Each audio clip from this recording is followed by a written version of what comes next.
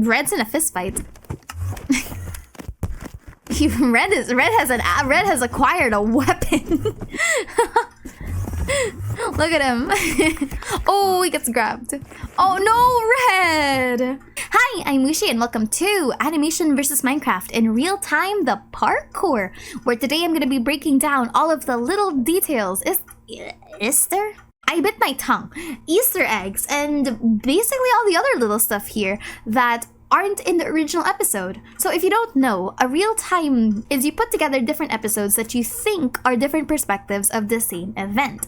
But what they did this time is that they actually put together and animated complete segments so that when you watch it, it seamlessly blends into one another. So for example, in parkour, you get to find out what was green doing, what was yellow doing, what was blue doing, while in the original episode, we just kind of pitter-patter like, oh, this is on orange's perspective. I have no idea what's happening with green, blue, and red, for example. So, I'm just gonna warn you right now, this is a juggernaut. This is just a genuine juggernaut of a real time. So sit back, get something good, and we're gonna do our best, that's for sure. Anyway, let's start. So this is when purple brings them all inside. I don't know if there's already a cut here. This is the parkour episode. This is still just the regular episode, I think. They didn't add anything here. Okay, okay. All right, this is where things get funky. Oh boy. Okay. Here, we see the shots of all of them doing the parkour. And we're going to sit through all of them, dag nabbit. Can I make this any higher? No. That's just it, huh? Red's the first one to actually finish the course. As we do know from the regular episode that, oh, yeah. You can see Yellow struggling. Yellow has not been the strongest acrobatics dex base of the sticks, and you can see him struggling compared to everyone else. Compare that with Blue, okay? Blue has always been one of the underrated acrobats of the team. But I think he's the only one so far in the parkour that not only didn't have to cheat as far as we're aware, but only had like one big mess up where he slipped in the ice. So you can see just how seamless he's going through all of this. He is gliding. I am appreciating this like little guy. All right, so green and orange arrive at the same time. Yeah, they actually arrive at the same time. This is a real time. Yellow finishes his course, and Blue finishes off very quickly. And everyone, this is a scene where everyone has to deal with their own piglin. Oh, Yellow! Look at Yellow, look at Yellow. Oh. Wait, ew, who was that? I heard a hissing sound. Was it him? Ew, it was green! I don't know if you can hear it. It's him like kissing the statue. It's like a small hissing sound. You can hear like the different whooshes. You know that theory that if you look at something, every other like stimulus disappears? You have to look at all of them to hear their specific whooshing. Yeah, if you hear this, you'll block out everyone else. Green's the first one to notice that they're not here yet.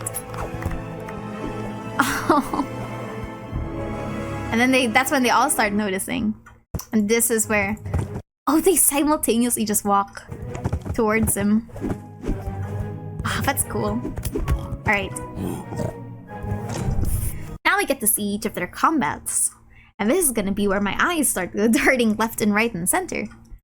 Okay, so while they're monologuing here, we see this. Well, this is part of the episode. Yellow is immediately hostile. Yellow is immediately hostile towards the situation. He's like, nope.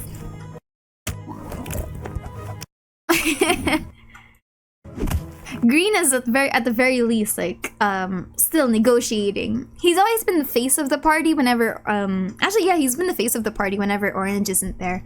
And even when Orange is there, like he's still the face. Orange is still negotiating, but you can see that Red's like riling up to fight him. Yeah, red immediately starts an altercation. Orange and yellow are grabbed. Blue is a pacifist. Blue doesn't start combat, but he ends combat. That's the best way to describe Blue. Blue is a powerful fighter, but he doesn't initiate. He doesn't want to. He's not that kind of person. And especially against Piglin after episode 20, right? He doesn't want to initiate a fight against like a group that he's already been friends with. I guess at this point that's like what he thinks. He doesn't know that they're like working for the king because he doesn't know there's a king. These two get smacked down simultaneously. Look, damn. Green's getting confrontational. Bonk.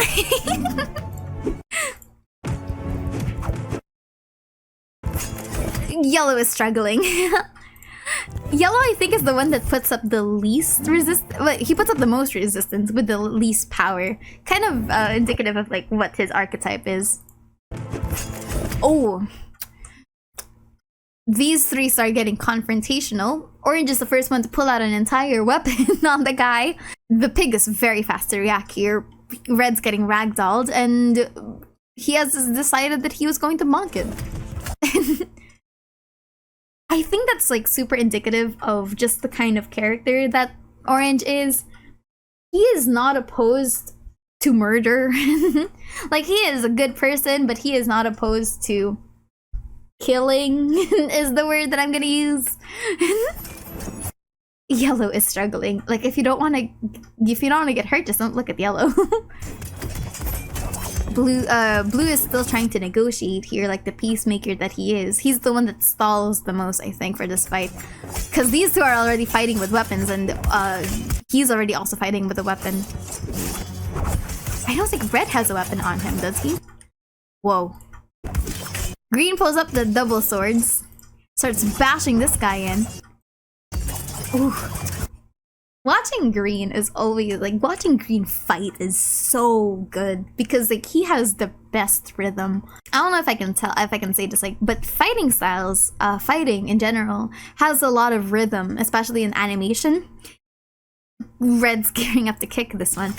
But if you watch the way that he fights, everything is purposeful.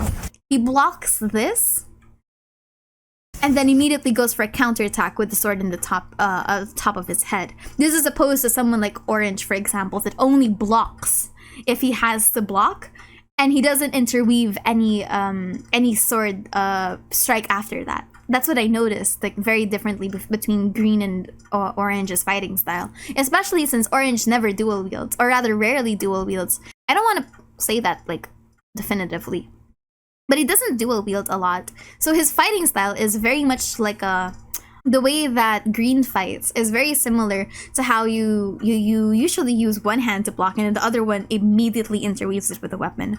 I don't know, I just find it cool. Blue is still very much a big pacifist here. Just not really here to fight anyone. He's just here for a good time, not realizing that everyone's fighting for their lives. Okay. This is, Orange is the first one to leave. And he gets out by just committing the Sayori. That was a very smart move from Orange. I love his creativity here. Yellow is struggling a lot against his Piglin. I think he struggles the most throughout the sequence, but I want to rewatch this. Hold on. It's very important to me to emphasize that Yellow is not weak. But he is not a physical fighter. He is a mental fighter. And that's a very good compliment because there's already a lot of physical fighters in the group. So if, like, that's what makes him unique. He's the one that usually has, like, something very powerful to protect them. Usually Redstone, or the one that has to find an exit strategy.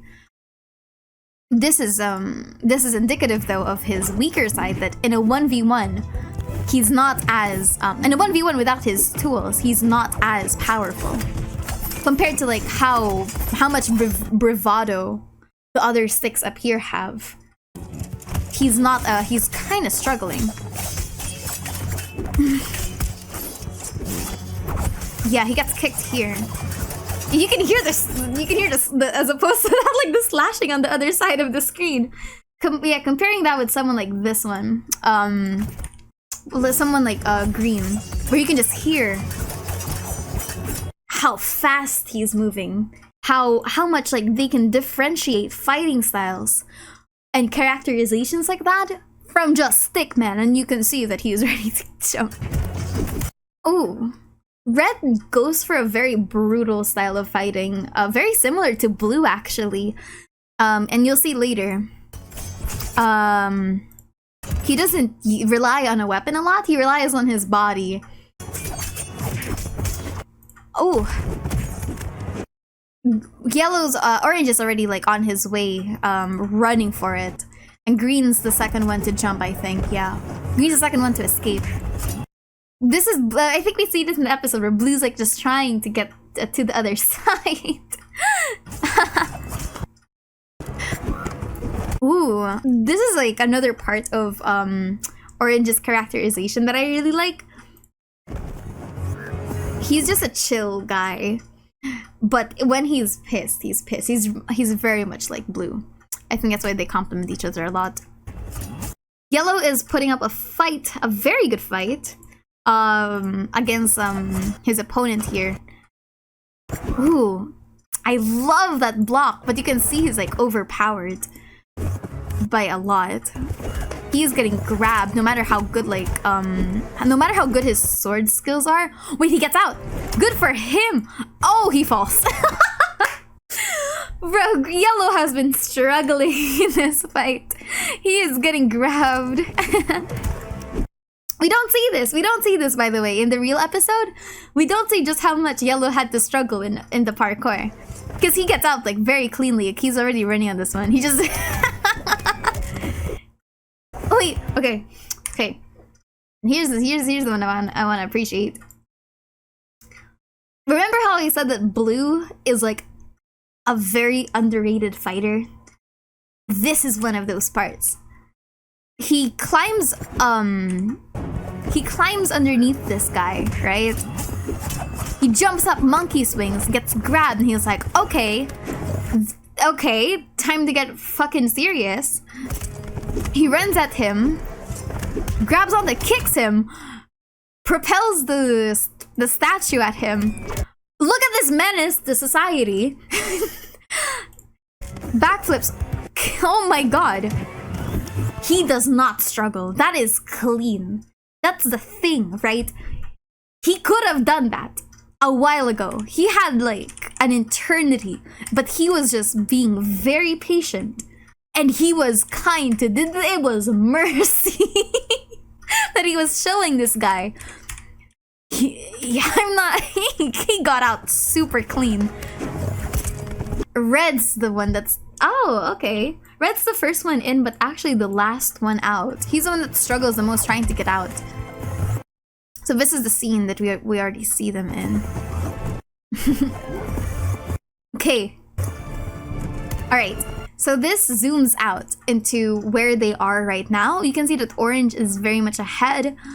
Blue just started, and so did Red. Yellow is doing good work, but Green had got a lot of distance from that, which is really cool. Oh, I didn't know that. Wait, that's cool. That's a cool detail. I didn't know that. I didn't know that the first time. It just sends them back. And they don't know. It just sends them back. Look at this. He is clean. He is always clean with his jumps. Green realizes that he doesn't have to play by any rules and just builds on it. It's like, okay, not my problem. I don't know. Oh, he slipped there. Poor Red. Okay. Oh, Orange has engaged in a fist fight in this. Oh, wait. Okay. We're gonna zoom in on everyone else later when we see something cool on their end, but I think they're just running. Orange gets into a fist fight with this one. Gets shoved. Lands back up here and starts fighting without his sword. Ooh, nice backflip. Nice backflip there, Orange. Okay, we go back. What does Red do here? Red jumps over all of these. He trips, lands on it, and he teleports away before the other guy can smack him in. Oh, blue! Man, I think this video is definitely like a really good way of showcasing personalities. I wish though that we got more purple scenes, but I think this is really cute. I'll show you this scene later. The piglins are just like watching the surveillance camera here. Wait, the piglins are just watching the surveillance camera. They don't care. But the sheer amount of effort it takes to match this with this is amazing. Like, wait. Oh my god, I didn't even notice that the first time that I watched it. So each of all of these are patterned super well with how do they do that? It's a one-to-one creation. Is it a script? Did they make these first and then just like plug it in here and then they have to time it properly? And then Blue just shoves a guy off a ridge. I'm telling you. Nobody believes me that he isn't a pacifist because he can't fight. He's a pacifist because it is for the mercy of the people around him. Yellow actually does something cool here. He slips on this one. Oh. But he starts, he just hangs on the corner here. Like he just like holds onto this and just waits for the piglin to come back. I think that's a really cool strategy. Wait, I heard smack. Where is it? Okay. So green is the first one to escape because he's like pounding on the obsidian block, right? But I heard a smack somewhere and I think it was red. Yeah, alright, this is red. So red's on the monkey bar swing here. Red jumps here. Oh, he's tackled? Oh my lord. He's tackled off of the platform and they drop here. He throws the he jumps on the guy and then throws him over the ledge to make a run for it. Oh, I feel so bad for them because they don't know that it's like it doesn't lead anywhere. The screen's gonna move a lot because like that's just how I think we're going to watch this. So the piglins here are just chilling. They're not really doing anything. They're just watching everyone. They don't notice that green's already escaping. Like they're not, like this guy's not looking at green. This guy is just like looking at everyone else. And I think that's a really important detail if you're gonna add a scene like this. And they get distracted. Oh, that's so cute. Okay. This is really good storytelling. And this is like the little details that you will never find. Because like, right, the question is, oh, if they have surveillance, how did they not see this like entire tower of cobblestone and give green the time to like start bashing on it, right? This is the reason. The guy sneezed on him and they were so distracted by that guy sneezing that they start fighting. The guy looks so sad. To the point that green escapes. And they don't know because they're fighting over that sneeze. It's the little things. It is the littlest of things that you need to take account of when you're doing something as massive as this. Because everything needs to make sense. Every bit of information. And then they realize that green's missing. Way too late. Okay. So we'll focus on this one first, and then we'll go back to the people that are in the parkour. Because Blue is actually doing something cool here. So we're gonna do this one first. They notice that green is like gone. They go back and play it and they realize that, oh shit, we're gonna lose our jobs. And they're just like, oh no. Oh, they're blaming each other. No! Man, this guy's a douche. Oh. I feel so bad for him. Okay, so we see this already in the episode. Let's look at what everyone else is doing while Green is on his expedition. Okay. So, while Green's on the expedition, we have... Okay, we cut immediately to yellow falling off. Okay. Wait, what happens here?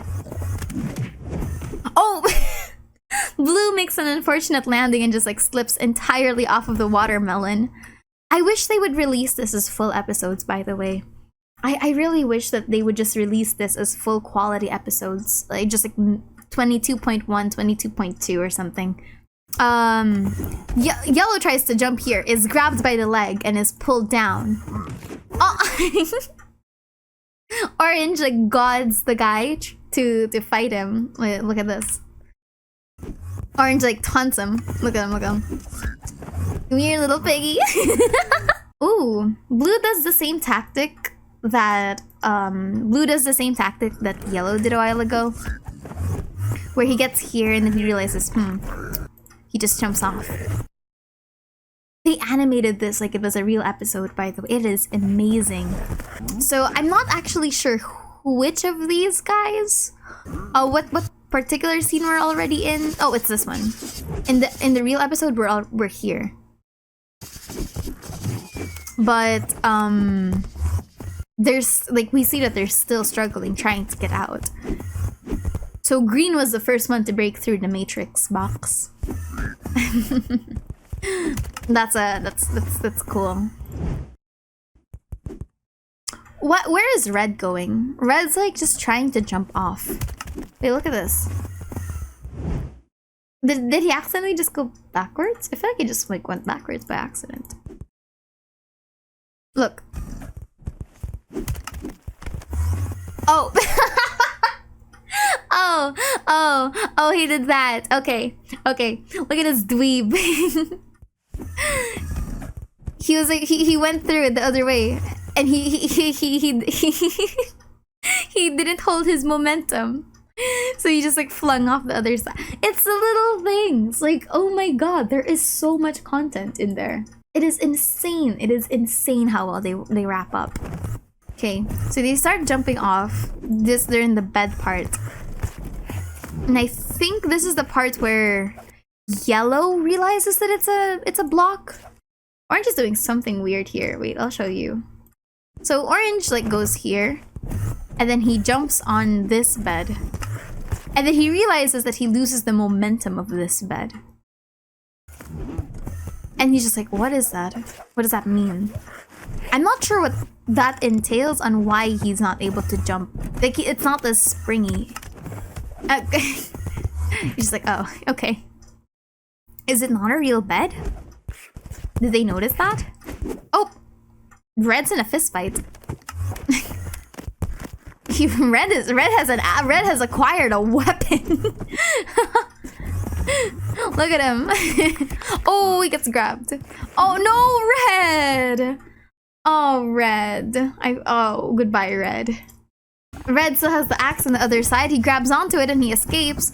I'm surprised he didn't just kill the pigmen here. This is very long.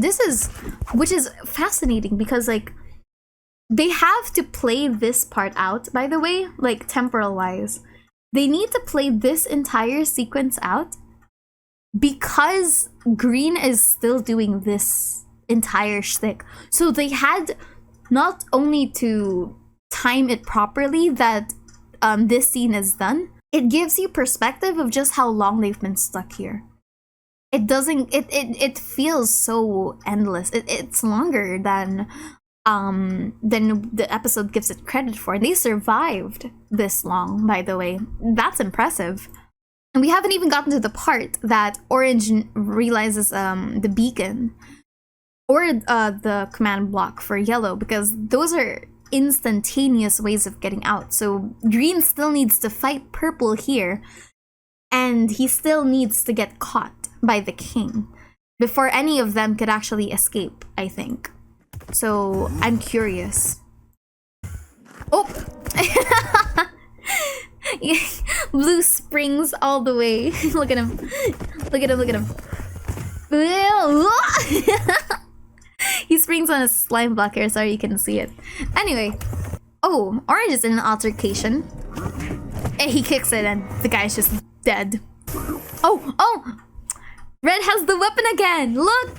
Good for him! He got the weapon back! He has the axe again!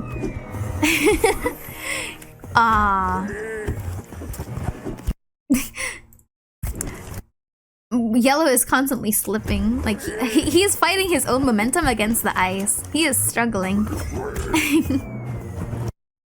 Oh? Oh! You know what we should do? We should count how many times these bozos have fell. Because we actually get a counter now, like who fell the most during parkour. Ooh, yellow is still struggling here, but I think blue already lost his guy. What did he do? Wait, red did something really weird here. Red threw the axe into the beacon. Where did that go? He's just like, you know what? Okay. Where does it go? Oh, it just went to the other side. And on the other hand, we have orange here with another altercation. What's happening here? He's fighting someone. So he falls here, he respawns here. The pig's already like anticipating that. He throws him off. Okay, so now we're at that part of the episode where purple and green are fighting. So it means that we still have a long ways to go for this one. That is a long shot. Oh my goodness. They're still running. They're still running. Oh, red jumps here. Red responds here, I think. Yeah. He gets shoved here, has the fall, lands on top of the guy and kicks him backwards. And here we get orange finally realizing the beacon. Green is fighting with purple here, and this is where yellow finds out about the command block. He slips and falls in this one, I think, right? Yeah, this one. He finds out about the command block here. Okay. Oh! They don't slow-mo it! Because in the original, right? In the original episode, it was slow mode. So they start the fight when yellow gets the command block. That's an interesting timing point. Okay. I don't understand what this move was, by the way. Like, I could not. Every time like I watched this episode, he's galloping backwards. Look at him. And he pins him to the wall and just like starts beating him. This is the shot that I think has already been used in the episode. It's just a matter of time before they start finding each other again. And orange breaks time-space continuum while yellow is already like rotting himself into the command block. So I think a lot of these are already bleeding into the episode. The actual episode, I mean. And that's what I'm saying, right? In the episode, it's structured in a way that you think one scene, or like one scene between these two, actually these three, happen after each other, but no, they actually happen simultaneously. And I think that's why this is such a cool video. It just shows you how much has to go, and there's hardly been any cuts throughout this entire thing. We've been sitting here for 37... What? We've been sitting here for 37 minutes? That's insane! Oh, they merge! Yeah, here you go. Orange finally gets a path to him in red. Oh, that's actually sad. The time that they get reconnected is the time that Green's imprisoned. No. Oh, that's unfortunate. And this one is when... That is a weird looking pose! What? Okay, so we see these shots already in the original. So I think we can zoom in on Green getting kidnapped here. So Green gets grabbed onto a hold. What am I looking at? I don't know what I'm looking at. Is that his back? That's his back, right? That's his back. Those are his... he's bound he's bound by the hands and the feet. This is when this is the cute little hug from green and from blue and yellow. So cute. Okay, I think that's it. Yeah, because I think we already see everything that there is to see here. This is the ending of the episode. This is the beginning of episode 23, I think. And then we already see this in the regular episode where they start shifting through worlds and lose the beacons. So I'm curious what else we've got here, because this bleeds into lush caves and the Ravagers.